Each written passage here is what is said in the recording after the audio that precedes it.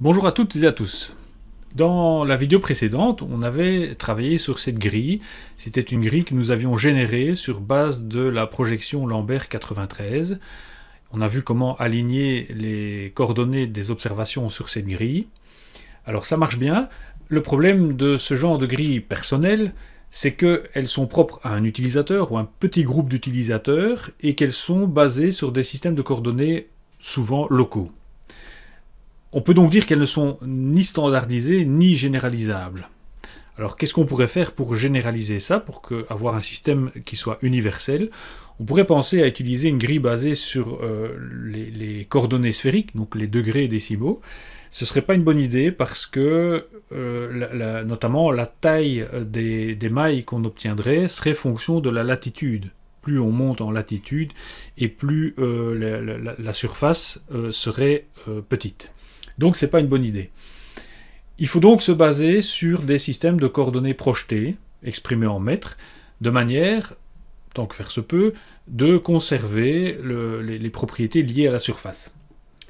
Alors, il existe un système qui est standardisé et qui a été adopté depuis de nombreuses années, notamment par l'European Invertebrate Survey, qui est une vieille institution qui date des années 60, puisque dès ces années-là, la grille dite UTM, c'est celle dont on va parler aujourd'hui, a été adoptée pour publier des atlas de distribution d'espèces à l'échelle européenne, rarement, mais plus souvent à l'échelle nationale ou régionale. Donc vous voyez des exemples à l'écran.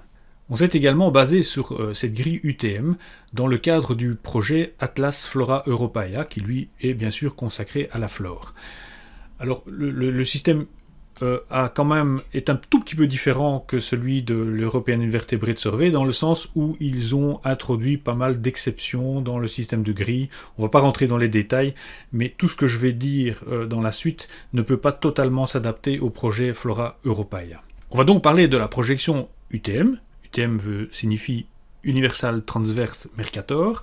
Mais avant ça, juste un petit mot sur la projection dite de Mercator, qui est une très vieille projection utilisée depuis des centaines d'années. Cette projection est une projection dite cylindrique. Il faut s'imaginer un cylindre qui entoure le globe terrestre et qui est tangent à l'équateur. Et en fait, le principe est de projeter la surface terrestre sur ce cylindre. On déplie ce cylindre et on obtient ce genre de carte typique de la projection Mercator. Carte dans laquelle les zones situées au pôle ont leur surface qui est très très largement exagérée. Donc ceci ne représente pas du tout la réalité, surtout quand on va vers le pôle nord et le pôle sud. Ça, c'est la projection dite de Mercator.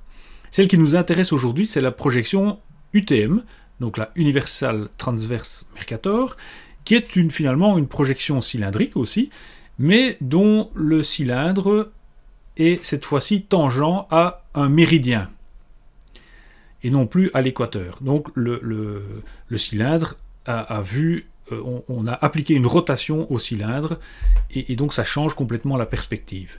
Si bien que ce qu'on obtient comme zone projetée est complètement différent et est valable pour la zone qui est tangente au cylindre et avec une marge de part et d'autre. Nous sommes à présent en QGIS et je vais vous montrer un peu le principe de fonctionnement de cette projection UTM. On a ici donc le globe terrestre qui n'est pas projeté, on est en coordonnées 43-26, souvenez-vous, les 43-26 c'est le WGS 84 non projeté. Le principe de la projection UTM est de diviser le globe terrestre en 60 zones, qu'on appelle aussi des fuseaux en français, mais le mot le plus couramment utilisé est le mot zone, donc numéroté de 1 à 60, chacune couvrant 6 degrés de longitude. 6 fois 60, ça fait bien 360, on fait donc bien le tour du globe terrestre. Notons aussi que la projection n'est définie qu'entre la latitude 80 degrés sud et la latitude 84 degrés nord. Au-delà de 84 degrés nord et en dessous de 80 degrés sud, c'est une autre projection qui est utilisée, c'est la projection UPS, Universal Polar Stéréographique. Zoomons à présent sur l'Europe, ou en tout cas une partie de l'Europe. On est donc ici entre les fuseaux, à cheval sur les fuseaux 30, 31 et 32. On va changer de projection et on va choisir comme projection la projection UTM de la zone 31N. C'est le code 32631.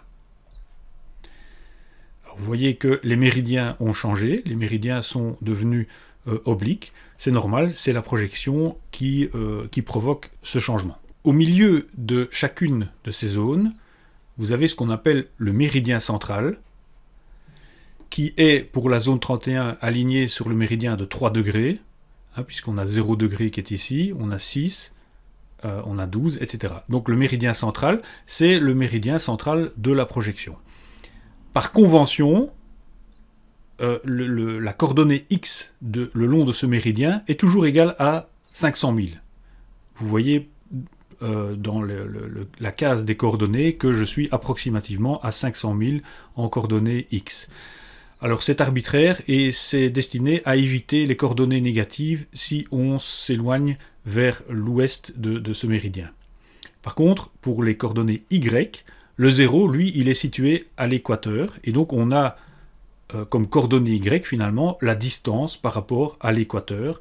L'ordre de grandeur pour la zone dans laquelle on se trouve est de 5 à 6 millions de mètres. Ces coordonnées UTM, elles sont très fréquemment utilisées. Elles figurent très souvent sur les cartes publiées par les différents instituts géographiques nationaux. Je vais vous montrer un exemple avec une carte que j'ai scannée. Je vais zoomer dessus. Alors, c'est un scan qui est très mal fait. Hein. J'ai juste pris une photo d'une carte qui avait été pliée et donc qui n'est même pas plate. Je l'ai géoréférencée grosso modo, mais c'est juste pour vous montrer que ça fonctionne. Je suis ici dans la région de Nyons, dans la Drôme. Je vais zoomer sur le coin inférieur gauche de la carte. Et on voit que sur la carte est représenté un quadrillage bleu avec des chiffres bleus dans la marge. Eh bien, en fait, ces chiffres correspondent aux coordonnées UTM. Regardez, si je place mon curseur, je vais prendre un autre curseur plus visible, voilà, une croix. Si je place mon curseur ici, je vois dans les coordonnées que je suis à 662 999. Eh bien, ça correspond au chiffre bleu 663 000. Bon, à quelques mètres près, évidemment. Donc pour le X et pour le Y, je vois que je suis approximativement à 4 906 000. Eh bien, vous voyez, sur l'axe des Y, j'ai bien 4 906 000. Les 3 zéros derrière ne sont pas indiqués. Donc j'ai bien, sur ma carte de l'IGN, la carte de Nyons, j'ai bien les coordonnées UTM qui sont exprimées sous cette forme. Ces coordonnées sont également très facilement utilisables sur les GPS de randonnée, sur les smartphones, etc. Donc c'est un système de coordonnées très répandu, très facile à utiliser. Donc voilà donc pour la projection UTM. Voyons maintenant la grille qui en est dérivée, la grille dite MGRS. On va voir à quoi ça correspond. On va revenir en arrière. On a donc vu que la projection UTM était basée sur des zones, sur 60 zones de 6 degrés définies selon les méridiens. Un peu de la même manière, on distingue des zones horizontales qui cette fois-ci sont désignées par des lettres et qui ne font pas 6 degrés d'écart, mais 8 degrés. Donc ici on a 8 degrés, sauf pour la dernière où on a un peu plus, on a 12 degrés. Alors notez également qu'on commence avec la lettre C et que les lettres I et O sont passés à la trappe simplement parce qu'on peut les confondre facilement avec les chiffres 1 et 0. On a donc un système qui nous permet d'identifier chacune des mailles de notre projection. Par exemple, ici en Europe, en Belgique, au nord de la France, on est sur la maille 31U et 32U. La France, par exemple, est concernée par les mailles 30T, 30U, 31T, 31U, 32T et 32U. Donc 6 mailles, 6 grilles au total. Ces grilles, en anglais, sont également appelées GZD, autrement dit le Grid Zone Designation. Ce qu'on peut également noter à ce stade, c'est que toutes les zones n'ont pas exactement la même forme et notamment dans le nord de l'Europe, il y a eu quelques adaptations de manière à ne pas couper certaines zones de certains pays, et parce que simplement cela entraînait des difficultés de calcul et d'utilisation. Donc par exemple, la zone 32V est étendue et mange quelque part une partie de la zone 31V. On a également des zones qui sont regroupées, comme ici 31, 33X, il n'y a pas de 32X par exemple. Ceci ne nous concerne pas pour la zone géographique qui nous intéresse. On va zoomer un peu plus, et on va repasser en projection 31N UTM. Chacune de ces zones est à présent divisée en carrés de 100 km de côté. Voici par exemple les carrés de la zone 31U. Vous voyez que cette zone a été divisée en carrés de 100 km de côté. Vous voyez deux choses, c'est que d'abord les carrés adjacents, donc qui sont sur les bords, ils sont coupés par le bord de la zone. Ça, c'est une propriété de la projection UTM et de son dérivé, donc de la grille MGRS. J'ai oublié de vous dire MGRS. MGRS, ça signifie Military Grid Reference System. Donc, comme son nom l'indique, c'est un système de notation des coordonnées qui nous vient des militaires, et en particulier de l'armée américaine. Donc, on voit qu'il y a des carrés qui sont tronqués, mais on voit aussi que chaque carré possède un code alphanumérique. Vous voyez, CP, DP, etc. Il y a une certaine logique, on ne va pas la développer ici. On va zoomer sur un de ces carrés. On va par exemple aller ici. Et on va ajouter les carrés de 10 km de côté. Vous voyez que chaque carré de 100 est divisé lui-même en 100 carrés, qui fait chaque fois 10 km sur 10 km. Chacun des carrés, de ces carrés, va être désigné à l'aide de chiffres. Un chiffre pour l'abscisse et un chiffre pour l'ordonnée. Par exemple, le carré inférieur gauche va être dénommé 00. Si j'active la petite fonction d'identification, je vois que ce carré s'appelle 31U, donc c'est ma zone. FR, c'est le carré de 100 km de côté. Et 00, c'est l'identifiant de ce carré. Si je viens ici, je vais avoir le carré FR, 31U, FR, 52, autrement dit 5 en abscisse et 2 en ordonnée. C'est très simple, et donc le carré supérieur droit va bien sûr s'appeler 99, 31U, FR, 99 ou 99. On va à présent zoomer sur un carré de 10 km, par exemple celui-ci, et dans lequel je vais ajouter le quadrillage de 1 km. Le principe est le même. Donc on divise le carré de 10 km de côté, on le divise en 100 carrés de 1 km, et chaque carré de 1 km de côté va être désigné exactement de la même façon. Donc si j'active le bouton d'identification et que je me place ici, je vais avoir comme code 31U FR 4060. Alors le 4 correspond à l'abscisse du carré de 10 km. On était dans le carré FR 46, donc 4, et puis 0 pour le 0 de l'abscisse ici, 6 parce que je suis dans le carré de 10 km 46, et le 0 parce que je suis en 0 en ordonnée. Si je me place ici, je vais avoir FR 43 66, donc 4 parce que je suis toujours dans le carré de 10 km 46, 3, et puis 6, le 6 qui correspond à mon ordonnée. Alors on peut poursuivre le raisonnement en descendant encore, en passant à des carrés de 100 mètres, de 10 mètres et puis de 1 mètre. Donc la précision ultime des coordonnées MGRS, c'est 1 mètre. Alors plus on est précis, plus il y a des chiffres dans la coordonnée. C'est un des avantages de ce système de notation, c'est que avec uniquement la coordonnée exprimée en MGRS, j'ai immédiatement une idée, et même pas qu'une idée, j'ai immédiatement sa précision. Plus il y a de chiffres, s'il y a 10 chiffres, eh bien je sais que je suis précis à 1 mètre. S'il y a 4 chiffres, je sais que je suis précis à 1 km par exemple. On va retourner à la carte qu'on a déjà vue, la carte de Nyons. On va zoomer dessus, on va l'afficher, et on va voir que le quadrillage MGRS correspond toujours. On avait déjà vu que les coordonnées étaient bonnes. Le quadrillage correspond bien. Si je me place donc ici dans le coin inférieur gauche, et que j'identifie ce carré, je vois que je suis dans 31T, donc je suis bien dans la zone 31T, je suis dans le carré de 100 km FK, et je suis dans le carré de 1 km de côté, 63,06. Alors si on décrypte, 63, donc en X, je le retrouve ici. Je vais zoomer un peu plus, le 63 est ici. Et en Y, je suis en 0,6, 0,6, vous voyez, il est bien ici, 0,6. Donc on peut déduire, c'est pas toujours très facile, mais on peut déduire la coordonnée MGRS à partir des coordonnées UTM. On va à présent aller voir une autre carte, basée sur le même principe. Je n'affiche plus Nyons, je vais sur Brignoles.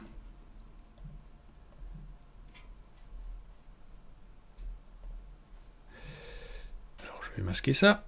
Voici une carte tout aussi mal scannée et plus ou moins géoréférencée. C'est de nouveau une carte qui a déjà bien servi, qui n'est plus du tout plate, avec plein de plis et un certain relief même. Mais ce n'est pas grave, je vais pouvoir vous montrer quelque chose d'intéressant. Donc si je zoome sur cette carte, on voit apparaître le quadrillage MGRS, UTM, avec les amorces ici qui ne sont plus en bleu mais qui sont écrites ici en rouge.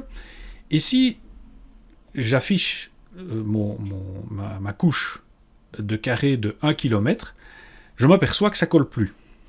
Ça ne colle plus, vous voyez, j'ai un décalage manifeste entre la grille qui est représentée sur la carte et la grille de ma couche. Alors d'où est-ce que ça vient? Eh bien ça vient de la façon dont la grille a été calculée sur la carte. Si je fais un zoom sur la carte et que je vais voir dans les indications qui sont données, je peux voir que les coordonnées UTM de la zone 31 sont basées sur le datum appelé Unified European Geodetic. Donc les coordonnées UTM ont été calculées sur base d'un datum qui n'est pas celui du WGS 84. Alors pour faire simple, le datum c'est le modèle qui est utilisé pour faire les calculs, le modèle terrestre utilisé pour faire le calcul. Actuellement, depuis plusieurs années, le datum utilisé pour les calculs relatifs aux coordonnées UTM, c'est toujours le WGS 84. Mais auparavant, ce n'était pas le cas, et pour cette carte qui date des années 90, si je ne me trompe, c'était encore le datum européen qui était utilisé. Et ça engendre ce genre de problème que l'on peut voir sur cette carte.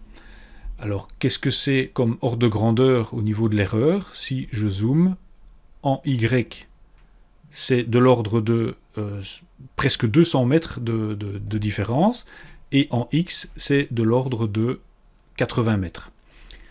Alors, c'est pas énorme, mais ça peut avoir une influence pour des coordonnées qui doivent être précises. Et ça peut également avoir une influence si, par exemple, vous avez une observation qui est dans cette zone d'incertitude, selon le type de quadrillage que vous prendrez, ben, l'observation pourra figurer dans un carré ou dans l'autre. Donc ça peut avoir une influence. Dans ce cas-ci, si j'affiche la couche des coordonnées UTM calculées sur base du datum européen, on va voir que cette fois-ci c'est bon, donc c'est en vert. Je vais me placer sur le bord. Bon, alors moyennant évidemment les erreurs liées au géoréférencement approximatif, on voit que cette fois la couche colle bien à la carte d'origine. Et j'ai ici par exemple, je peux faire le même exercice, ce carré-ci, non, je prends la mauvaise couche, ce carré-ci qui s'appelle 31GJ2408, on voit que 08 il est ici, et le 24 il est ici, je suis donc bon. Voilà, donc il faut faire attention, c'est quelque chose qu'il faut bien savoir. Actuellement, toutes les opérations liées aux UTM, on utilise le datum WGS 84, mais il faut savoir que pendant très longtemps, en Europe, on a utilisé le datum européen. Revenons en arrière. une échelle un peu plus petite. Alors donc vous avez maintenant compris le principe de fonctionnement de la grille MGRS. Contrairement à la vidéo précédente, la constitution d'une grille MGRS, c'est beaucoup plus compliqué à calculer. Et donc ça peut devenir vite difficile à faire soi-même. Alors il est heureusement possible d'en télécharger. C'est le cas sur ce site de l'armée américaine. Je vous mettrai le lien dans la description de la vidéo. Vous cliquez sur Coordinate Systems puis Data et vous pouvez télécharger une série de couches MGRS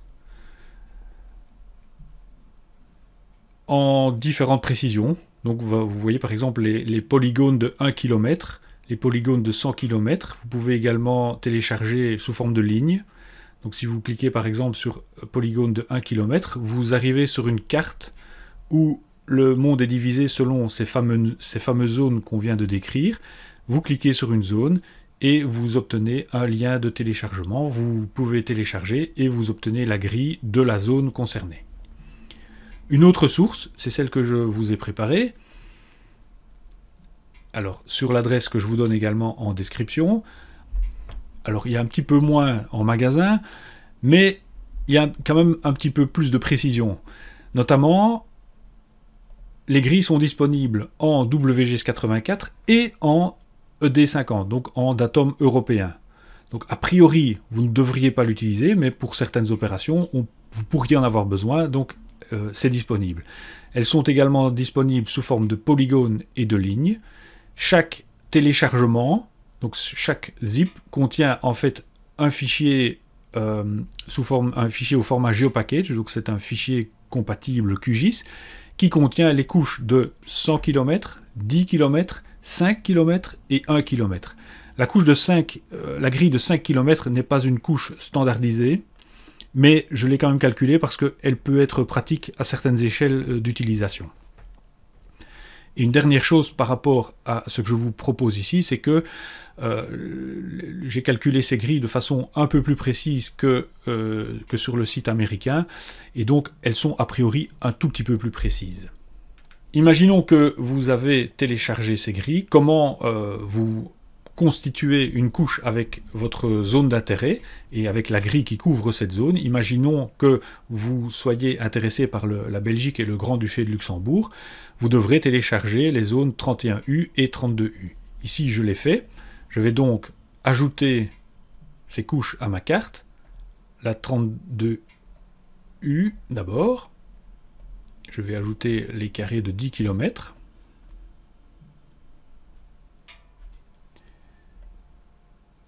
Alors, il ne s'affiche pas. C'est normal. Ils n'ont pas été se mettre au bon endroit. Voilà. Et ensuite, les carrés de la zone 31T. Toujours en 10 km. Ils ont encore été se mettre là où il ne fallait pas. Ah mais c'était 31U en plus.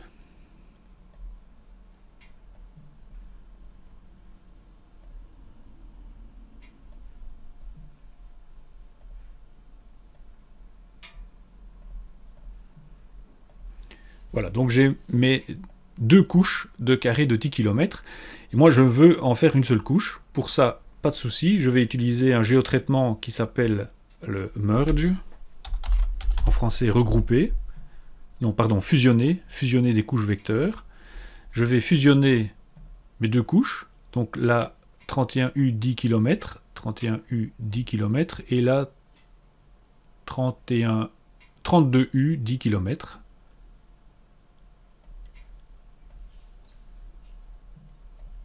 Exécution, et j'ai une couche fusionnée. Donc cette couche ne forme plus qu'un seul élément. Maintenant, je suis pas spécialement intéressé de garder tous les carrés qui figurent en dehors de ma zone d'intérêt. Je vais d'abord changer le symbole.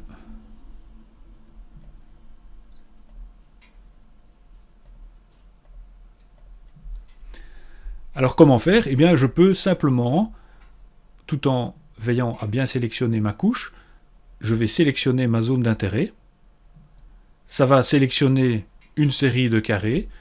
Je fais ensuite clic droit, exporter, sauvegarder les entités sélectionnées sous, et je donne un nom de fichier.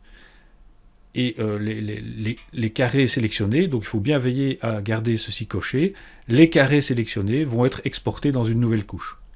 Une autre manière de faire, si par exemple vous ne voulez garder que les carrés qui couvrent entièrement ou partiellement votre zone d'intérêt, c'est d'abord de sélectionner cette zone d'intérêt. Je prends carte du monde, je sélectionne la Belgique, j'appuie sur Shift et je sélectionne le Luxembourg. Je vais ensuite dans Vecteur, outils de recherche, sélection par localisation. Je sélectionne dans ma couche de fusion les entités qui intersectent les entités sélectionnées de carte du monde. Et je coche bien entité sélectionnée, exécuter. Et j'ai uniquement les carrés qui couvrent la Belgique et le Grand-Duché de Luxembourg. De la même manière, je fais un clic droit, exporter les entités sélectionnées sous et je donne un nouveau nom de fichier. Et vous pouvez répéter donc l'opération pour les différents niveaux de précision, donc 100 km, 5, 10 et 1 km. Je vous disais donc que les couches proposées le sont en deux formats différents, donc en type polygone et en type ligne. Alors voyons à quoi ça correspond, on va zoomer un peu. Ici, on a les polygones qui sont utilisés. Ça veut dire que si je clique sur une entité, je vais avoir son code MGRS. Donc ici, je suis sur le 31U FS02. Notez au passage que les latitudes, longitudes sont déjà calculées pour le centroïde de chacun des carrés. Si par contre, j'affiche la version ligne, donc je suis ici sur 31U, je suis dans les polygones, moi je vais prendre les lignes, 31U, 10 km. Donc visuellement c'est la même chose, mais cette fois si je clique, je n'ai plus d'infos parce que je ne peux cliquer que sur les lignes, je n'ai pas de surface qui est indiquée. Alors pourquoi utiliser des lignes? Eh bien d'abord, premièrement, c'est plus léger, donc les fichiers sont moins lourds, c'est plus rapide à l'affichage, et c'est plus pratique notamment pour styliser les lignes. Par exemple, si je veux mettre des pointillés, ici, je vais venir choisir ligne en tiret par exemple, vous voyez, il n'y a aucun problème, ça s'affiche bien.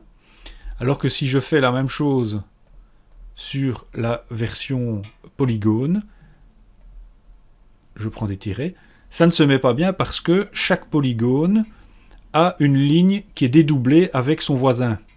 Et il suffit que les tirets ne tombent pas exactement au même endroit, et vous voyez, c'est incontrôlable, on ne peut pas dire qu'on a un tiret bien formé. Alors qu'avec la version ligne, la ligne n'apparaît qu'une seule fois, et donc on a toujours un tiret qui est parfaitement formé. Voilà, je crois qu'avec ça, vous avez une bonne idée de ce qu'est le quadrillage MGRS, donc il découle de la projection UTM. J'espère que vous avez compris le principe de la projection UTM. Pour le reste, si vous voulez représenter des distributions dont les points sont alignés à la grille UTM, eh bien le principe est exactement le même que ce que nous avons vu pour les grilles utilisateurs, donc dans la vidéo précédente.